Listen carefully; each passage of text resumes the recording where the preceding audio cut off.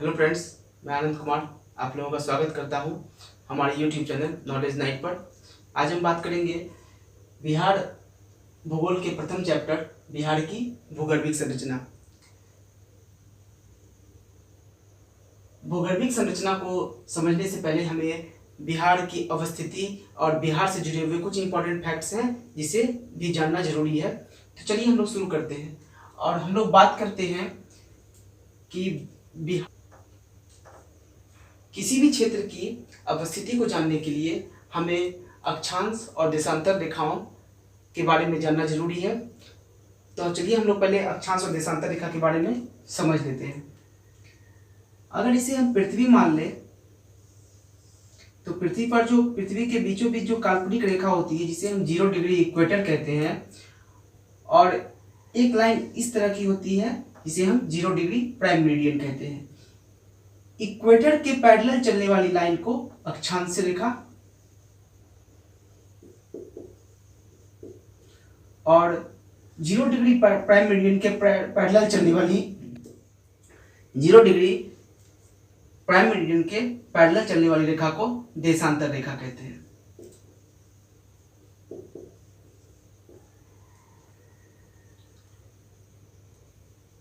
बिहार से उत्तर की ओर बिहार का अक्षांशीय विस्तार दक्षिण से उत्तर की ओर 24 डिग्री 20 मिनट 10 सेकेंड से लेकर के उत्तरी अक्षांश 27 डिग्री 31 मिनट 15 सेकेंड पर स्थित है। और अगर बिहार की चौड़ाई को हम लोग देखें तो चौड़ाई के दृष्टिकोण से इसका देशांतरीय विस्तार पश्चिमी देशांतर से 83 डिग्री 19 मिनट 50 सेकेंड से लेकर 88 डिग्री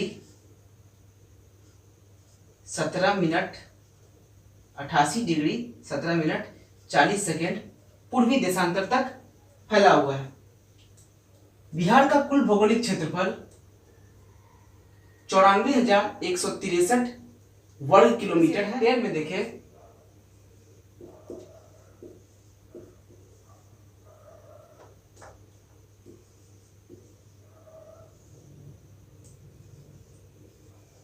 $93.4 लाख हेक्टेयर है। बिहार भारत के कुल क्षेत्रफल का 2.86% है। बिहार भारत के कुल क्षेत्रफल का 2.86% है और बिहार का भारत में स्थान 13वां है। 2014 में तेलंगाना राज्य के बनने से पहले 2014 में तेलंगाना राज्य के बनने से पहले बिहार का स्थान 12वां था। जब 2014 में तेलंगाना राज्य का गठन हुआ उसके बाद से बिहार का स्थान 13वां हो गया। उत्तर से दक्षिण की ओर लंबाई को अगर देखें तो यह 345 वर्ग किलोमीटर है। और अगर बिहार की चौड़ाई को हम लोग देखें जो पश्चिम से पूरब की ओर है तो 483 वर्ग किलोमीटर है। बिहार जहां एक और अपनी सीमा नेपाल के साथ बनाती है, बिहार के उत्तर सीमा से भी बिहार की सीमा अंतर्राष्ट्रीय सीमा से भी लगती है। इसके उत्तर में नेपाल है, इसके पश्चिम में उत्तर प्रदेश है, इसके दक्षिण में झारखंड है,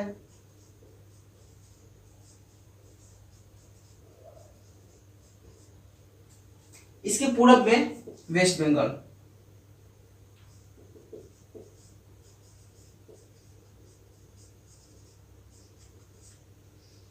इसके पूर्व में वेस्ट बंगाल है।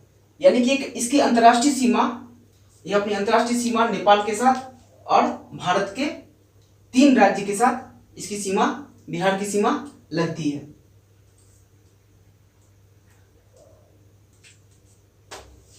बिहार के भूखंड के निर्माण के क्रम को हम लोग 4 भागों में बांट करके पढ़ेंगे। बिहार के भूखंड का निर्माण का क्रम को हम लोग 4 भागों में बांट करके पढ़ते हैं। सबसे पहला है धारवाड़ सेल, फिर है विंध्यन सेल, फिर है टर्शियरी संरचना, उसके बाद है क्वाटरनरी संरचना। ये जिस क्रम में है, बिहार के भूखंड का निर्माण भी उसी क्रम में हुआ है और इसको हम लोग इसी क्रम में पढ़ेंगे। सबसे पहले हम लोग देखते हैं धारवाड़ सेल। धारवाड़ सेल का नामकरण कर्नाटक के जिले धारवाड़ के नाम पर इसका नामकरण धारवाड़ सेल पड़ा है। धारवाड़ सेल की उपस्थिति बिहार के पठारी क्षेत्र, इस पठारी क्षेत्र में जो झारखंड से सटा हुआ है, इस क्षेत्र में धारवाड़ सेल की प्रधानता होती है।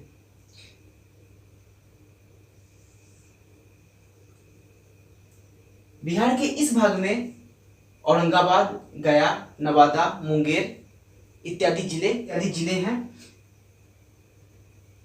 और धारवाड़ क्रम की सेल में खनिज चट्टानों की प्रधानता होती है और खनिज चट्टानों की प्रधानता के साथ साथ मूल्यवान धातुएं भी पाए जाते हैं। ये धारवाड़ सेल की संरचना सबसे पहले बिहार के इस भाग में होती है और इसी भाग का निर्माण, बिहार के इस भाग का निर्माण सबसे पहले होता है। तो इसे हम ए लिखकर डिनोट करते हैं, यानी कि ये सबसे पहले बिहार के इस भाग का निर्माण होता है। अब उसके बाद हम लोग आते हैं विंध्यन सेल। उसके बाद हम लोग देखते हैं विंध्यन सेल। एमपी और यूपी में जो विंध्यन क्रम की चट्टानें हैं, उन्हीं का पूर्वी विस्तार बिहार के मुख्यतः इस पार्ट में देखने को मिलता है और निर्माण के क्रम में ये पार्ट विंध्यन क्रम के रूप में ये दूसरा पार्ट है।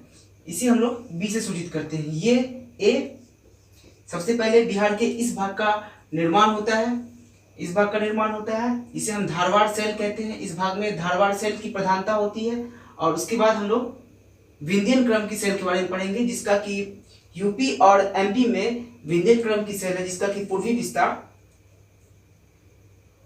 बिहार के मुख्यतः कैमूर और रोहतास जिले में देखने को मिलता है। इसे हम लोग कैमूर का पठार भी कहते हैं। इस पार्ट को हम लोग कैमूर और रोहतास दोनों के मिश्रित रूप को हम लोग कैमूर का पठार भी कहते हैं। इस भाग में चूना पत्थर, पायराइट्स, कांच के लिए उपयुक्त बालू और बालू पत्थर की प्रधानता पाई जाती है। बिहार में चूना पत्थर का यह एकमात्र स्रोत है। चूना पत्थर के साथ साथ यहाँ पे पायराइट्स भी पाए जाते हैं और पायराइट्स से ही सल्फ्यूरिक अम्ल का निर्माण किया जाता है। तो निर्माण के क्रम में यह दूसरे नंबर पर आता है और तीसरे नंबर पर आता है। तीसरे नंबर पे हम लोग बात करते हैं टर्शियरी संरचना की। इसी टर्शियरी संरचना के अंतर्गत ही जो बिहार का उत्तरी भाग है, इसमें हिमालय का निर्माण होता है। इसी काल में हिमालय का निर्माण होता है और हिमालय के निर्माण के साथ साथ ही यहाँ शिवालिक श्रेणी का भी निर्माण होता है और इसी शिवालिक श्रेणी का अंश बिहार के इस चंपारण जिले में देखने को मिलता है। यहाँ की चट्टानें अवसादी होती है, अवसादी चट्टानें हैं और निर्माण के दृष्टिकोण से इसको हम लोग तीसरे नंबर पे रखते हैं, यानी कि इसको हम लोग सी बोल सकते हैं। उसके बाद आता है क्वाटरनरी संरचना। क्वाटरनरी संरचना के अंतर्गत हम लोग बिहार क्वाटरनरी संरचना के अंतर्गत ही गंगा तथा उसकी सहायक नदियों के द्वारा लाई गई मिट्टी से बिहार के मैदानी भाग का निर्माण होता है। इस भाग का निर्माण होता है, बिहार के मैदानी भाग का निर्माण क्वाटरनरी संरचना के अंतर्गत ही होता है। बिहार की नदियों के द्वारा लाए गए मिट्टी से इस पूरे मैदानी भाग का निर्माण होता है। यानी कि ये मैदानी भाग, बिहार का मैदानी भाग सबसे आधुनिक संरचना है बिहार की। हम लोग जानते हैं कि बिहार के बीचों बीच से गंगा नदी बहती है। बिहार के बीचों बीच से गंगा नदी बहती है, जो बिहार को दो भागों में बांटती है। एक को कहते हैं उत्तर बिहार,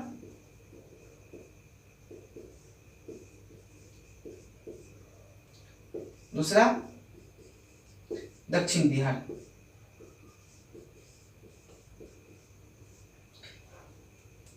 उत्तर बिहार में इस ओर हिमालय है और हिमालय से निकलने वाली कई सारी नदियां हैं, जैसे कोसी, गंडक, बूढ़ी गंडक, महानंदा।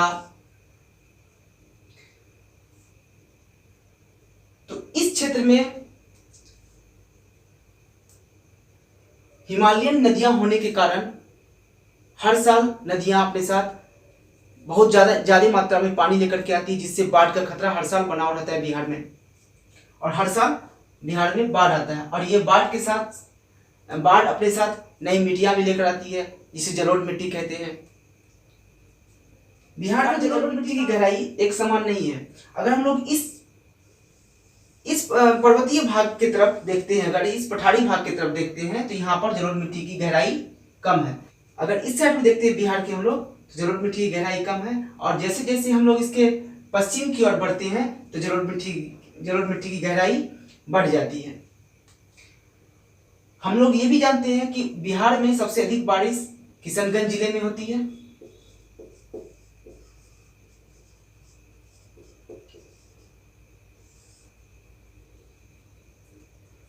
और सबसे कम बारिश औरंगाबाद जिले में होती है।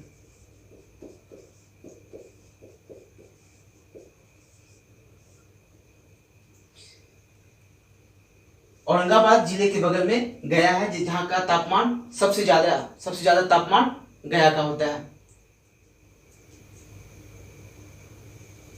गंगा नदी के बहने के क्रम में हम लोग बहने की दिशा इस ओर से इस ओर होती है, तो इससे हम लोग ये पता कर सकते हैं कि बिहार का ढाल पश्चिम की तुलना में पूरब में ज्यादा है, यानी कि ये पूरब की तरफ ढलान है। उत्तर बिहार से आने वाली नदियां हिमालयन नदी है, और वह आकर के गंगा में ही मिलती है। इसी तरह दक्षिण बिहार से भी कुछ नदियां हैं, जैसे सोन, पुनपुन, कर्मनासा, ये भी आकर के गंगा नदी में मिलती है। तो इस क्रम में हम लोग ये बात कह सकते हैं कि बिहार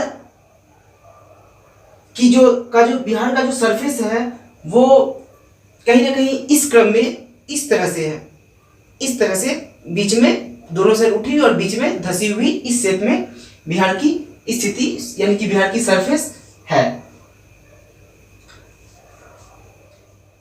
इस तरह से हमारा ये चैप्टर समाप्त होता है।